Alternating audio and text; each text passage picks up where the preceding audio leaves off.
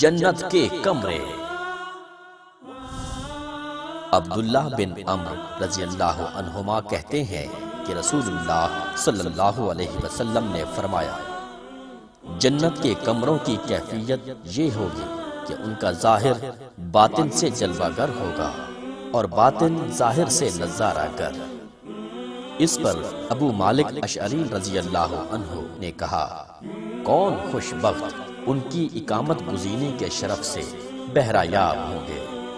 آپ صلی اللہ علیہ وسلم نے فرمایا، وہ شخص جو عمدہ گوئی کا پیک کر رہا اور اپنا دسترخوان لوگوں کے لیے کھلا رکھا اور راتوں کو قیام کیا کہ جب لوگ محو خواب تھے۔ مسند احمد حدیث نمبر 6615۔